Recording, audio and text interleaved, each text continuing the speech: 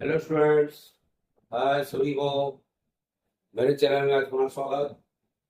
सभी ध्यान दें, जो हमारा सातवां अध्याय एल्कोहल फिनॉल ईथर चल रहा है। एल्कोहल फिनॉल एवं ईथर हमारा चल रहा था। एल्कोहल के हमारे रासायनिक गुण चल रहे थे।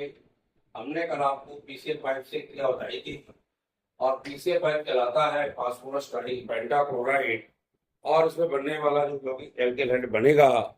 साथ में उसमें बताया था POCl3 हमेशा निकलता है। आज हम पढ़ रहे हैं थायोनिल क्लोराइड से क्रिया और PCl3 से क्रिया। सबसे पहले पढ़ेंगे PCl3 से। ये कहलाता फास्फोरस ट्राइक्लोराइड। क्या कहलाता है? जब फास्फोरस ट्राइक्लोराइड से क्रिया होती है तो क्रिया बता दूं मैं आपको, फास्फोरस आयोडीन की उपस्थिति में होती है। किसमें होती है? फास्फोरस और आयोडीन की उपस्थिति में होती है। चूंकि पढ़ रहे हैं एथिल अल्कोहल, क्रिया कराना है PCl3 से, उपस्थित होगी फास्फोरस धन आयोडीन। इसकी उपस्थिति में क्रिया होती है तो ये बनता है आपका क्या? वही जो पढ़ रहे थे CTH5I। अब चूंकि इसमें Cl से क्रिया हुई है, CTH5 यानी हमारा जो एथिल अल्कोहल है, एथिल अल्कोहल क्रिया करके हमेशा क्या बनाएगा?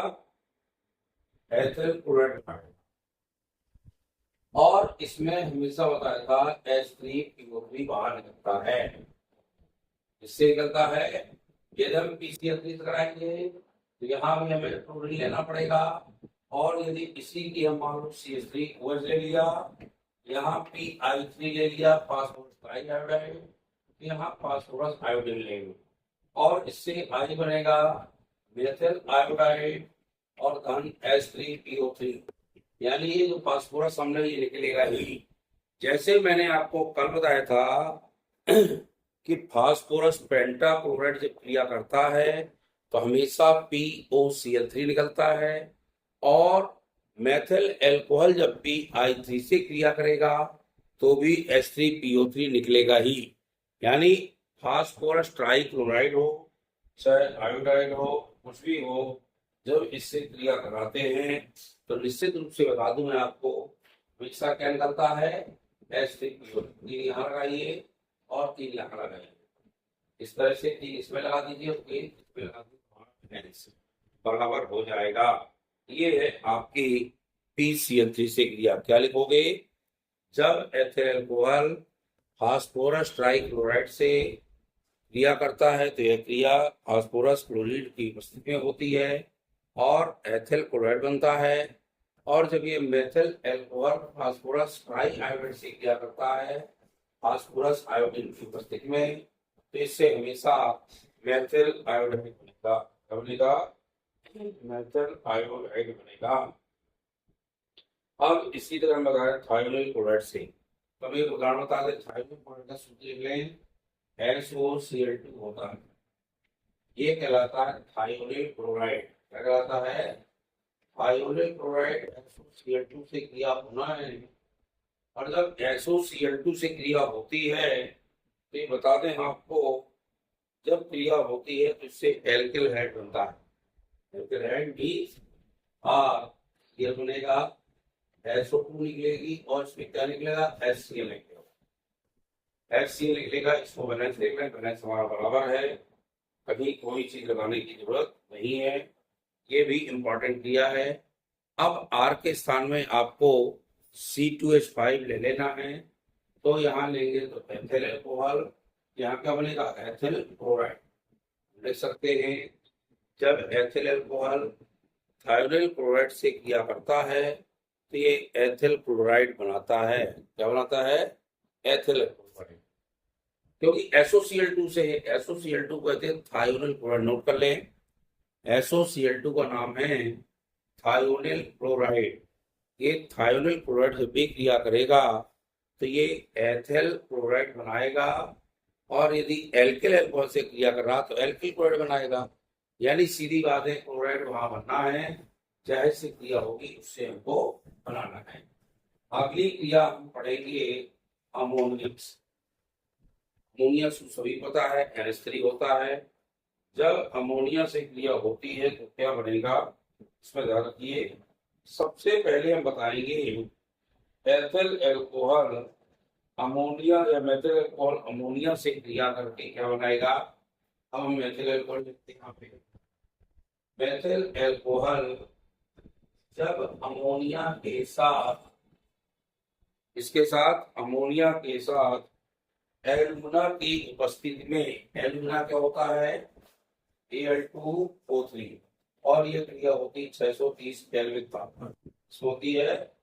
630 केल्विन ताप पर क्रिया होगी तो इससे कुछ नहीं होना, इसका जो एक ऐसे इसमें जुड़ेगा, ऐसा मिल सकते हैं। देखो NH, तो ये जो पानी का अणु है ये वाला बाहर चला जाएगा, नीचे आ गया, यहाँ क्या बनेगा CH3NH2 प्लस क्या निकलेगा पानी, और ये बन गया मेथिल एमीन।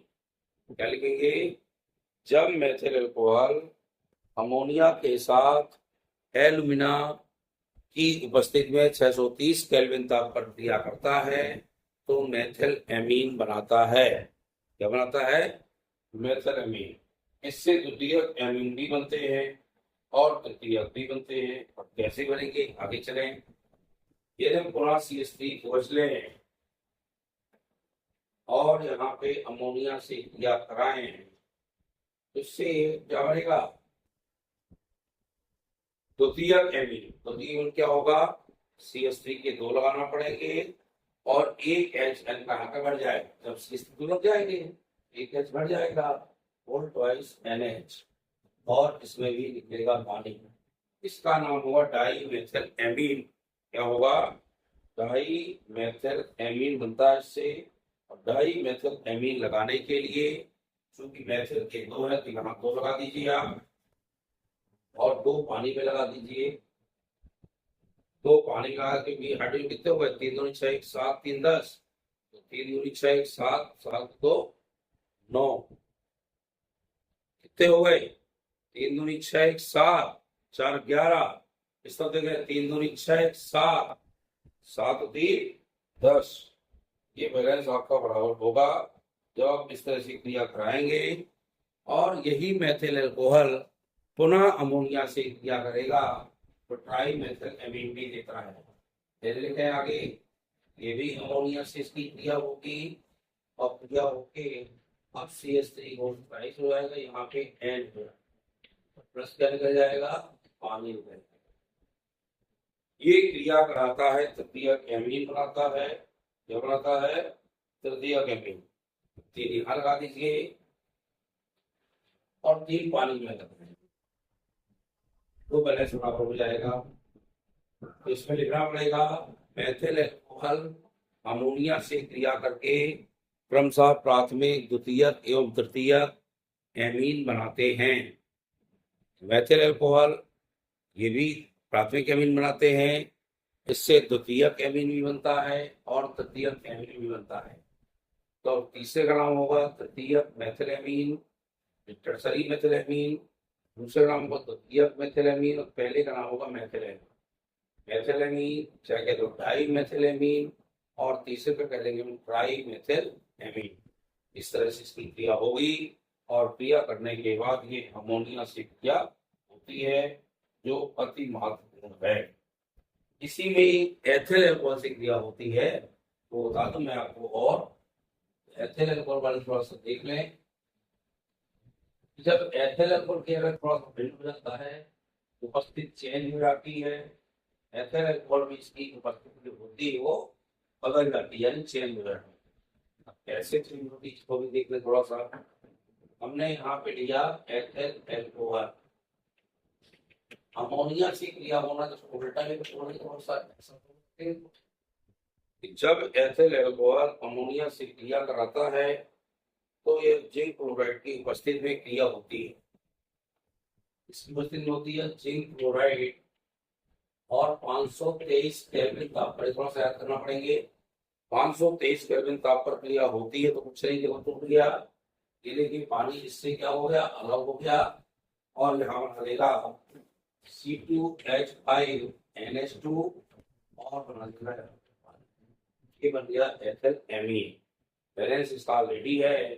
तो मेथिल एमीन इस तरह से आपको बनाना है और इस तरह से बनाइए। क्रियाओं को बार बार लिखिए।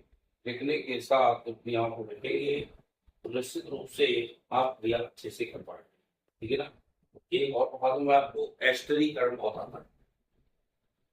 क्या आता है? एस्टरीकरण। एस्टरीकरण का सीधा मतलब है एस्टर बनेगा। क्या बनेगा? एस्टर बनेगा। तो लिखेंगे जब एथिल अल्कोहल एस्टिक अम्ल के साथ शांत सल्फ्यूरिक अम्ल की उपस्थिति में क्रिया करता है। ये हमने लिख दिया एथिल अल्कोहल CH3COOH होता है क्या आपका? एस्टिक अम्ल होता है। इसको ऐसा लिख सकते हैं HCOOCH3। उल्टा लिख दिया, देखो HCOOCH3। जो ऐसा पानी कण क्या हो जाएगा? बाहर निकल जाएगा। पानी कण बाहर निकल जाएगा तो क्या बनेगा? C2H2COOCH3। इसका नाम होगा एथिल एसीटेट। क्या नाम होगा? एथिल एसीटेट बनेगा। और प्लस क्या निकलेगा? पानी निकलेगा। नहीं निकलेगा? पानी निकलेगा। कोई दिक्कत? इस तरह से जब इसको बनाएंगे तो बनाने के साथ इसकी क्रिया कर सकते हैं और इसको आसानी से आप बना सकते हैं। ये आपको ध्यान रखिएगा थोड़ा सा, जब भी क्रिया होती है एथिल अल्कोहल की एस्टिक अम्ल से क्रिया होती है। एस्टिक अम्ल से क्रिया किसकी उसने बताई मैंने आपको अभी? शांत कंसंट्रेट H2SO4 की उपस्थिति क्रिया होती है। कंसंट्रेट सल्फ्यूरिक अम्ल की उपस्थिति में क्रिया होकर के यह एथिल एसीटेट का निर्माण करता है। इंपॉर्टेंट है क्रिया। इस तरह से क्रियाओं को लिखिए और लिख करके क्रियाओं के साथ आप इनको बार बार देखें। वीडियो अच्छा लगे तो लाइक शेयर करें। नए स्टूडेंट हमारे चैनल को सब्सक्राइब अवश्य करें। धन्यवाद।